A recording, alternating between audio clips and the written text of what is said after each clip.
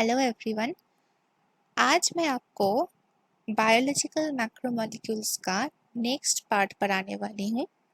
पहले मैं आपको कार्बोहाइड्रेट्स पढ़ा चुकी हूँ। अब बारी आती है लिपिड्स की। लिपिड थोड़ी सी अंडर एस्टिमेटेड पोर्शन है बायोलॉजिकल मैक्रोमोलेक्यूल्स में, लेकिन यहाँ से कंसेप्ट बेस्ड क्वेश्चंस बहुत आ सकते हैं, चाहे कि आप डिग्री कोर्सेज में हो या फिर कोई कॉम्पिटिटिव एग्जाम दे रहे हो। तो चलिए आज का लेसन स्टार्ट करते हैं on lipids, their functions, their classifications and their chemical structures. तो फर्स्ट बात तो ये आती है कि लिपिड्स क्या है। तो lipids include a diverse group of compounds that are largely non polar in nature. Non polar मतलब लिपिड में सिर्फ कार्बन कार्बन बॉन्ड या कार्बन हाइड्रोजन बॉन्ड ही रहता है। क्योंकि इन दोनों बॉन्ड्स में पोलर चार्जेस होते नहीं हैं, इसलिए लिपिड्स हमेशा नॉन पोलर होते हैं।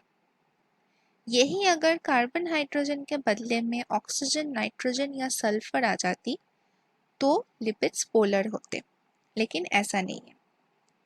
ये जो नॉन पोलर मॉलिक्यूल्स है वो हाइड्रोफोबिक है, मतलब वाटर फियरिंग या वाटर में इनसॉल्युबल।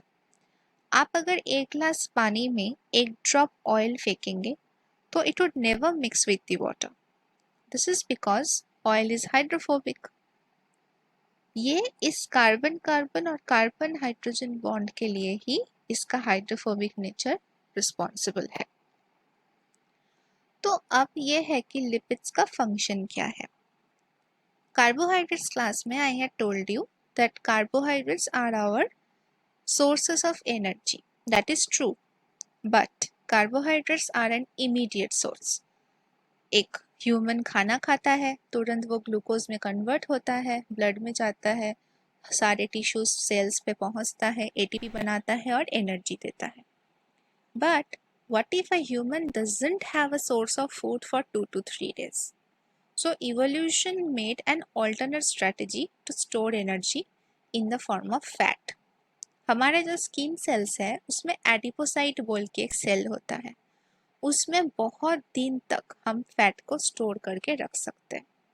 जब हमें एनर्जी की ज़रूरत पड़ती है, जब ग्लूकोज अवेलेबल नहीं होता है, तो यही फैट सोर्सेस ब्रेक डाउन होके हमें एनर्जी देती है। इतना ही नहीं, lipids also provide insulation from the environment. जैसे कि एनिमल्स और बर्ड्स के फर या फेदर के ऊपर एक वैक्स लाइक कोटिंग होती है। It doesn't allow the water drops to stick to it. The water drops just glide off. वो इसलिए क्योंकि वाटर अगर ज़्यादा इनके ऊपर पड़ेगा तो इनका इम्यूनिटी रिस्पॉन्स एक्टिवेट होगा, बीमार पड़ेंगे and it would lead to many more infections and that kind of thing. Another thing is, बाहर के जो एनवायरनमेंट है जहाँ पे ड्रास्टिक टेम्परेचर चेंजेस होती है, तो वो हमारे बॉडी के अंदर के होम्योस्टैसिस या बैलेंस को अफेक्ट नहीं करना चाहिए। इसलिए भी lipids play an important role in insulating us from the outside conditions और आउटसाइड टेम्परेचर। बॉडी के अंदर लिपिड्स के फंक्शन ये है कि they help us to make some steroid hormone, some other molecules, cholesterol, और हमारे जो सेल के मेम्ब्रेन होते हैं, animal cell membranes are mostly made up of lipids and proteins and cholesterol. तो ये लिपिड में रहता है fat, oil, waxes, phospholipids and steroids. अब आती है क्लासिफिकेशन। तो first type of lipids that we would study about are fats and oils. Fat क्या है? Fat molecule consists of two main components, glycerol and fatty acid. Glycerol क्या है? It's a simple alcohol. 3 carbon होता है, 3 के साथ 3 hydroxyl groups होते हैं and rest just balance it with hydrogen atoms. Fatty acid on the other hand, इसमें एक long chain of carbon atoms होते हैं, balance them with hydrogen and last एक टर्मिनल ग्रुप होती है C double bond OH group या carboxyl group. तो ये तो कार्बन चेन 4 से 36 लेंथ का हो सकता है, बट मोस्ट कॉमन है 12 to 18 कार्बन्स। तो फैट कैसे बनता है?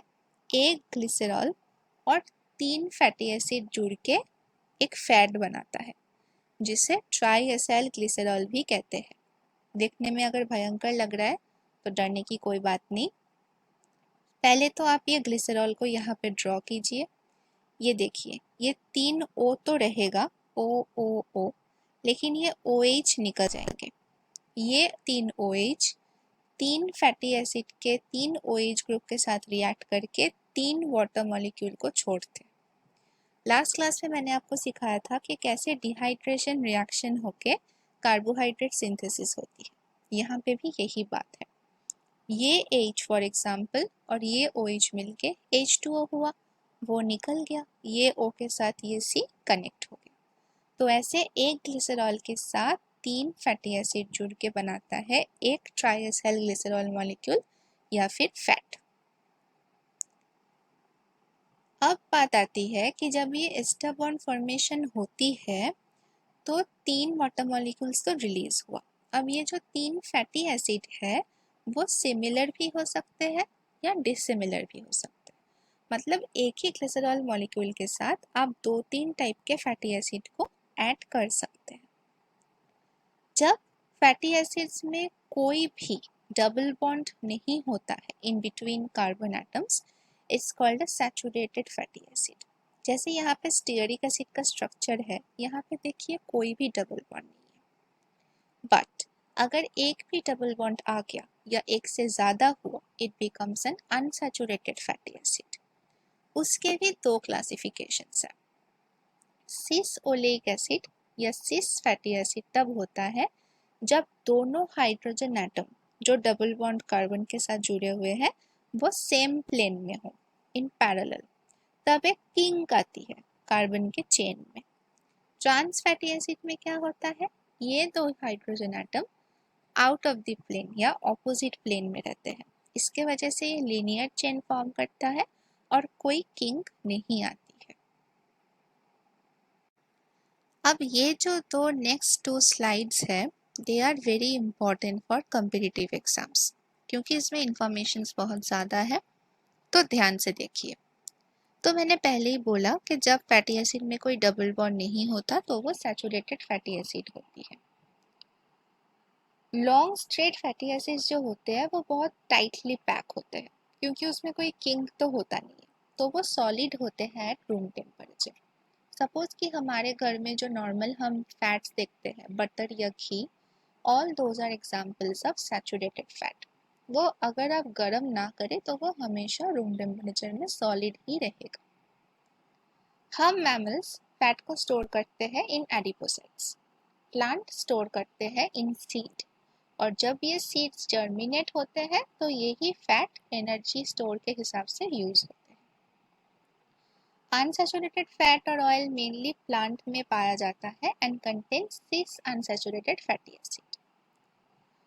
तो ये जो सिस डबल बॉन्ड की वजह से किंक होता है ना, ये फैटी एसिड को टाइटली पैक करने नहीं देता है, and that is why they become liquid at room temperature. इसका मतलब अगर आप देखें कि रूम टेम्परेचर में कोई फैट लिक्विड है, that means it has cis unsaturated fatty acid bond. सबसे इजी एग्जांपल क्या है, ऑयल।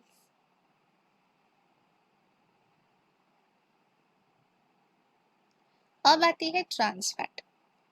तो फूड इंडस्ट्री में ऑयल से हाइड्रोजन गैस को पास करते हैं टू सॉलिडिफाई देम। मार्जरीन जैसे कि and some peanut butter are examples of artificially hydrogenated trans fat। अगर डाइट में बहुत ज़्यादा ट्रांस फैट आ जाए तो क्या होता है, बैड कोलेस्ट्रॉल जो है या लो डेंसिटी लाइपोप्रोटीन वो बढ़ जाती है। एज अ रिजल्ट आर्टरी में प्लक डिपोजिशन होता है which leads to heart diseases and heart attacks। एक बहुत बेनिफिशियल फैटी एसिड होती है ओमेगा फैटी एसिड।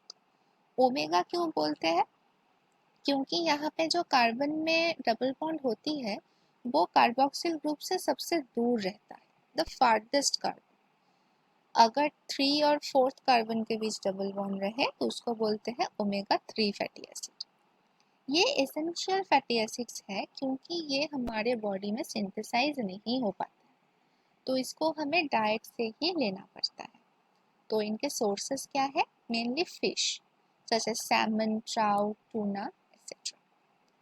रिसर्च कहते हैं कि ओमेगा 3 फैटी एसिड लेने से heart diseases, heart attacks, blood pressure ये सब कम होता है, इन्फ्लेमेशन कम होती है, कैंसर का रिस्क कम होता है। तो अब बायोलॉजिकल सिस्टम में जो सबसे इम्पोर्टेंट लिपिड्स है उस पे आते हैं। These are phospholipids. फॉस्फोलिपिड्स ही हमारे सेल मेम्ब्रेन को बनाते हैं। इसमें भी ग्लिसरॉल के साथ फैटी एसिड चेन्स रहता है, लेकिन ग्लिसराइड्स में क्या होता था? एक ग्लिसरॉल के साथ 3 फैटी एसिड्स रहता था, यहाँ पे 2 फैटी एसिड्स रहता है और एक मॉडिफाइड फॉस्फेट ग्रुप रहता है। फॉस्फेट ग्रुप के साथ ज्वाइन रहता है एक अल्कोहल। एक खास बात फॉस्फोलिपिड की ये है कि इट्स एन एम्फीपैथिक मॉलिक्यूल, मतलब इसका एक हाइड्रोफोबिक और एक हाइड्रोफिलिक पार्ट है। जो फैटी एसिड चेन्स होते हैं वो हाइड्रोफोबिक है, मतलब वो वाटर के साथ इंटरेक्ट नहीं कर सकते, तो वो हमेशा अंदर छुप के रहते हैं। जो हेड पार्ट होता है वो हाइड्रोफिलिक होती है, वो हमेशा वाटर के साथ इंटरेक्ट करते हैं और बाहर रहते हैं। तो यहाँ पे मैं आपको दिखाती हूँ ये एग्जाम्पल, जहाँ पे ये जो गोल है ये इसका हेड है। ये टोटल जो फॉस्फेट ग्रुप और ग्लिसरॉल ग्रुप है ये हाइड्रोफिलिक है, और ये जो 2 फैटी एसिड चेन्स है दीज आर हाइड्रोफोबिक टेल्स। तो ऐसे अगर यहाँ पे एक फॉस्फोलिपिड बाइलेयर तैयार होता है तो जो हाइड्रोफिलिक हेड ग्रुप्स है वो हमेशा बाहर रहेंगे और जो हाइड्रोफोबिक टेल ग्रुप्स है वो हमेशा अंदर छिपके रहते हैं।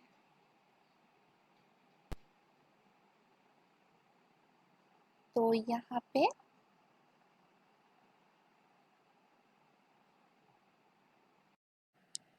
एक लास्ट बहुत इम्पॉर्टेंट टाइप का लिपिड है जो मैं अब शेयर करूंगी, वो है कोलेस्ट्रॉल। यहाँ पे एक simplified version of animal cell membrane मैंने दिखाया है। ये जो है ये चैनल प्रोटीन्स है जहाँ से वाटर या इम्पॉर्टेंट आयंस अंदर जाते हैं या फिर बाहर आते हैं। ये हो गए हमारे फॉस्फोलिपिड बाइलेयर, ये उनके हाइड्रोफिलिक हेड ग्रुप्स जो कि आउटसाइड है, ये हाइड्रोफोबिक टेल ग्रुप्स जो अंदर छुपे बैठे हैं। ये है कोलेस्ट्रॉल मॉलिक्यूल जिसमें 4 इंटरकनेक्टेड कार्बन रिंग रहता है। इनका मेजर फंक्शन यही है, ये इनके अंदर रह के इनको स्टेबलाइज रखते हैं। सपोज कि अगर हम लोग का बॉडी बहुत ज़्यादा टेम्परेचर ट्रांजिशंस एक्सपीरियंस भी करे तो क्योंकि ये फैट है वो इजीली लिक्विड या सॉलिड बन सकते हैं। वो ऐसा अगर बन गए तो हमारे सेल्स डिस्ट्रॉय हो जाएंगे क्योंकि मेम्ब्रेन्स डिस्ट्रॉय हो जाएंगे। तो ये कोलेस्ट्रॉल मॉलिक्यूल्स इनके बीच में रह के इनको स्टेबलाइज रखते हैं, इनके फ्लूइडिटी मेंटेन रखते हैं ताकि इनकी फ्लूइडिटी खराब ना हो। तो यहाँ पे वही दिखाया है। तो ये हो गया सारे इम्पॉर्टेंट लिपिड्स। आज का क्लास यहीं तक था। नेक्स्ट क्लास में मैं सबसे इम्पॉर्टेंट बायोलॉजिकल मैक्रोमोलिक्यूल दिखाने वाली हूँ, that is protein. So stay tuned and stay safe.